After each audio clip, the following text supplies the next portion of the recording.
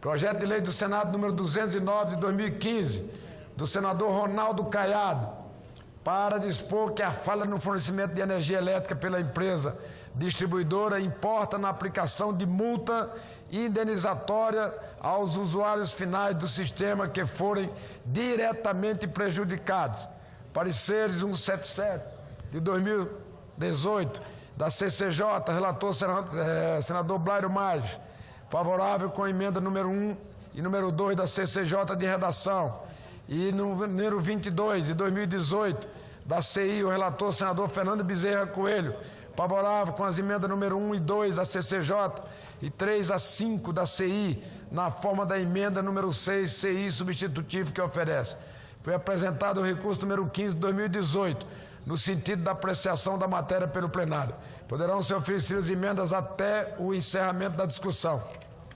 Não havendo emendas apresentadas, a presidência informa que foram recebidas na Secretaria da Mesa as emendas 7 e 8 de plenário. Constatou-se que o inteiro teor das emendas consta no texto do projeto de lei da Câmara 77 de 2018, rejeitado pelo plenário do Senado Federal em 16 de outubro. Perfeito. Por conta disso, foi apresentada a emenda número 9 de plenário, tendo como primeiro signatário o senador Otto Alencar. A emenda contém o número necessário de assinatura, determinado pelo artigo 167 da Constituição Federal, e será publicado nos termos regimentais. Concedo a palavra ao senador Fernando Bezerra para, como relator da matéria, proferir parecer a emenda de plenário.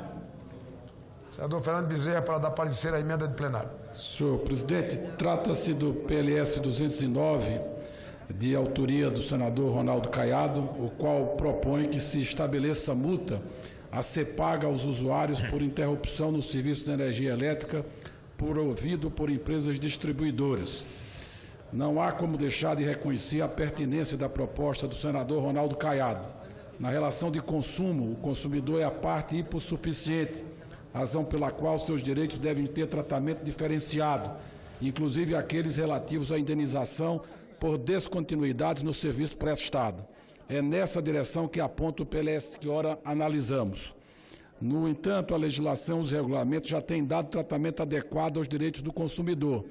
De fato, o consumidor de energia tem, por força de lei, direitos a ressarcimento de danos causados por serviços descontínuos, nos termos do Código de Defesa do Consumidor, que exige que os serviços essenciais sejam contínuos em caso de descumprimento de suas obrigações, que a prestadora do serviço as cumpra e repare os danos causados.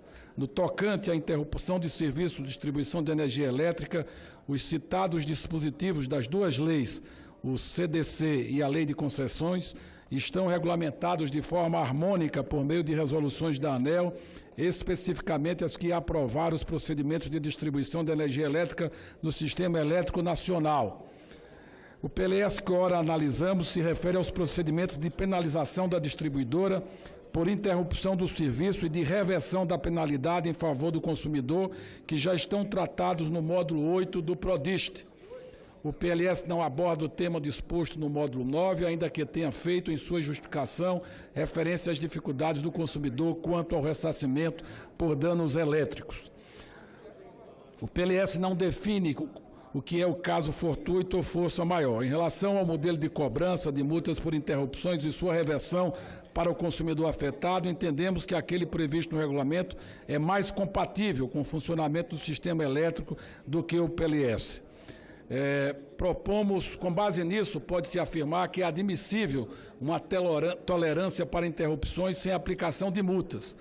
O PLS não permite isso, pois abole essa admissibilidade. Propomos incluir também no PLS comando para que o poder concedente implante ferramentas que estimulem a ANEEL a buscar meios para realizar a auditoria dos indicadores de qualidade, independentemente das concessionárias e permissionárias de serviços de distribuição de energia.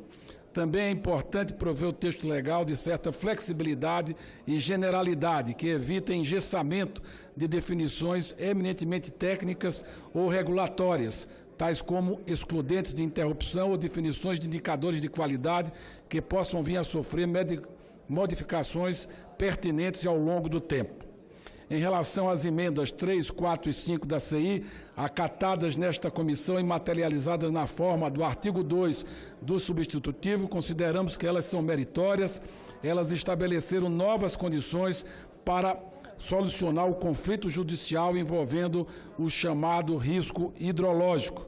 Um dos principais méritos da solução aventada pelas citadas emendas é que não implica qualquer aumento de tarifa ao usuário de energia, tampouco qualquer desembolso por parte do Tesouro Nacional, mas somente prevê o aumento do prazo das atuais concessões de geração.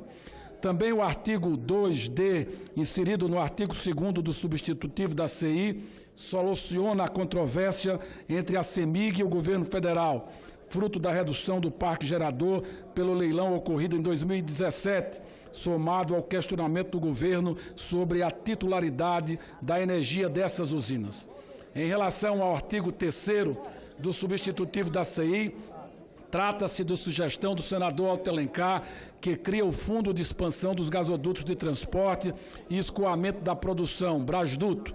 A criação desse fundo constitui-se em subsídio para a expansão do sistema de gasodutos de transporte de gás natural e instalações de regasificação complementares para atendimento de capitais de estados e do Distrito Federal que ainda não são supridas com este energético por meio de dutos e para a expansão dos gasodutos de escoamento e instalações de processamento do gás natural do pré-sal. A criação do Brasduto deve gerar impactos positivos nas empresas distribuidoras de gás natural, privadas ou públicas, nas empresas responsáveis pela construção de gasodutos e nas empresas que exploram gás natural. Sobre os recursos do Brasduto, o senador Walter Alencar sugeriu aperfeiçoamento a fim de que não seja reduzida a entrada de recursos no Fundo Social e, portanto, não haverá prejuízos para a saúde e a educação. A receita advinda da comercialização, referida no artigo 45, será destinada 50% ao Fundo Social, conforme dispõe os artigos 47 a 60, 20% ao Fundo de Expansão dos Gasodutos de Transporte e Escoamento da Produção, Brasduto, e 30% ao Fundo de Participação dos Estados e Distrito Federal e ao Fundo de Participação dos Municípios, conforme critérios de distribuição dispostos no artigo 159 da Constituição Federal. Ainda o senador José Agripino, com o intuito de aprimorar a legislação do setor elétrico, apresentou emenda de plenário para flexibilizar a renovação de concessões alcançadas pela Lei 12.783, de 11 de janeiro de 2013. Dessa forma, as prorrogações de que trata a lei deverão ser requeridas com antecedência mínima de 36 meses. Nos casos de concessão inferior a 36 meses, o pedido deverá ocorrer até 210 dias de antecedência. Diante do exposto, senhor presidente, votamos pela aprovação do projeto de lei do Senado 209 de 2015 e com o acatamento da emenda número 7 de plenário, que é a emenda substitutiva na forma que acabei de relatar. É o nosso voto. É pela aprovação da emenda número 7, senhor presidente. Parecer do senador Fernando Bezerra é favorável. É favorável à emenda. Número 9. A emenda de número 9 de plenário, substitutivo. Discussão do projeto e da emenda. Em turno único, senador Walter Pinheiro. Senador Walter Pinheiro. De forma breve, senhor presidente, para que a gente possa votar, eu quero primeiro dizer aqui que esse é um tema, inclusive, que na semana próximo passado nós tratamos isso no gabinete de Vossa Excelência, inclusive com a presença do governador Camilo do Estado do Ceará. E eu queria aqui agradecer, Fernando Bezerra, imensamente a sua compreensão, até o processo, que eu diria, de aceitação. Nós começamos esse debate ontem e, efetivamente, meu caro Eunício Oliveira, há uma coisa que é essencial desse debate que foi aceito pelo nosso relator. O fato da gente agora aproveitar esses recursos e resolver gravíssimos problemas, meu caro Cássio, de estados e municípios. Portanto, na medida que há uma recomposição, ou seja, o repasse desses recursos para os fundos municipais, os fundos de participação dos municípios e o fundo de participação dos estados, isso cria um ambiente, pelo menos, de igualdade. Nós que somos do Nordeste, portanto, temos claro o que é que significa isso, principalmente nesse quadrante da nossa história, em que nós temos vivenciado diversos problemas para o financiamento de políticas públicas, principalmente nos pequenos municípios. Então, portanto, é de suma importância isso que nós estamos fazendo aqui hoje, e a tarefa que nós desempenhamos ontem foi só a tarefa de juntar as pontas, meu caro Cássio, até porque a ideia de trabalhar isso vinha sendo já gestada há muito tempo. E eu chamo a atenção do meu colega Lindbergh Farias, que eu me lembro que eu estive aqui no plenário quando nós estávamos discutindo a questão do limite de gastos. E até teve uma brincadeira comigo que naquele momento eu não era senador em exercício.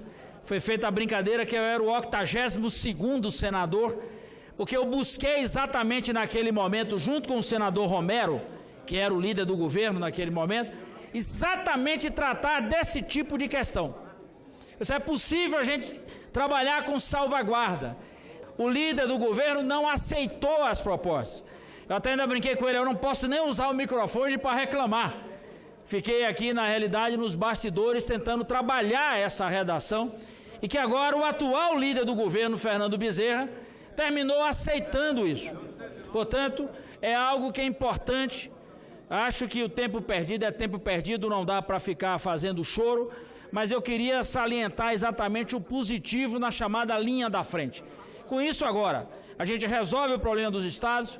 Com a emenda que foi apresentada pelo senador Otto, a gente também consegue resolver parte expressiva das questões que tem a ver com os dutos, principalmente nas áreas mais carentes, porque não é só botar duto ou fazer a distribuição via gasoduto ou até a utilização de qualquer outro tipo de ação que represente isso. Todos nós sabemos que em várias regiões do país, a pura e simples instalação de um gasoduto não resolve a questão. Porque você vai distribuir para quem? Como é que essa operação é vantajosa ou economicamente isso pode ou não pode incidir em cada município? Então, o princípio de você garantir o investimento com esses 10%, o princípio de você garantir a operação, é o princípio, inclusive, de assegurar que mesmo nos lugares onde nós não temos a rentabilidade necessária na operação do negócio, você garante a instalação desses processos, a exploração e, ao mesmo tempo, a distribuição via esse gasoduto, o que necessariamente gera economia para municípios e estados. Só tem economia movimentada se tem atividade econômica em pleno vapor. Então, portanto, a matéria sai agora aqui, eu diria aprimorada, com essas duas emendas. A emenda do gasoduto, apresentada pelo senador Otto Alencar, e essa outra parte, que eu diria até que foi uma emenda construída aqui a várias mãos, a nossa participação, a participação do senador Lindbergh e principalmente a participação dos governadores representados aqui pelo senador Wellington Dias. Portanto, é algo que a gente tratou em nível Brasil, e não essa região ou aquela região, mas eu volto a insistir, de forma muito clara, essa alteração acatada pelo senador Fernando Bezerra e que demonstra claramente o seu espírito público e a capacidade de compreender que é possível, mesmo dialogando com o governo, você pensar mais do que em governos, pensar exatamente na economia local, na economia de estados e municípios e numa economia que pode ajudar de forma bem clara o desenvolvimento local em nosso país. Então, portanto, senhor presidente, não teria outra oportunidade tão ótima quanto essa para que nesse momento até eu estivesse aqui e pudesse dar a minha contribuição em um dos processos importantes. E aí eu quero salientar aqui o esforço feito por diversos parlamentares para que a gente pudesse concluir essa matéria.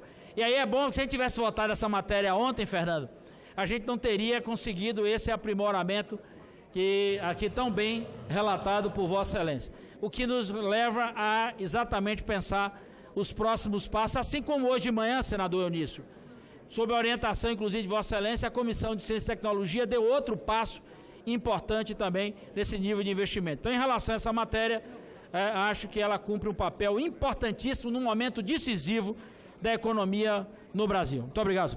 Pela ordem, presidente. Presidente Nilson. Pela ordem, presidente. Aqui. Pela ordem, senador Flecha. Não, é só para também congratular com o senador Otto, o senador Fernando Bezerra, que chegaram a esse texto que nós vamos votar da maior importância. O Estado do Pará, há mais de 15 anos, nós aguardamos a oportunidade de ter gás. E não temos como levar, nem gaseificar o gás liquefeito e gaseificar, porque não temos também os dutos. E agora nós vamos ter os recursos definidos para que esse sistema de gasodutos no Brasil, e não só no Brasil desenvolvido, mas nas regiões menos desenvolvidas, como é a nossa Amazônia, vai ter essa oportunidade de ter o gasoduto para poder chegar o gás. Então é importante que possamos aprovar. E também é importante, senador Walter Pinheiro, senador Fernando Bezerra, que a participação dos municípios e estados na distribuição dos royalties do pré-sal, na ordem de 30% do valor, porque isso nós já aprovamos lá atrás e, lamentavelmente, o Congresso aprovou para que participasse todo o Brasil, só do pré-sal, nada no território. E, lamentavelmente, está no Supremo parado até hoje. Então nós vamos aqui, senador Fernando Bezerra, nós vamos fazer justiça. Não vai ser como nós queríamos, que fosse todo o royalty, mas pelo menos são 30%, né, senador Fernando Bezerra? Senador Fernando Bezerra, 30% dos royalties para distribuir estados e municípios. 20% para o sistema de gasodutos. 50% para saúde. Parabéns a Vossa Excelência pela relatoria. Parabéns, senador Eunício, por pautar um projeto tão importante.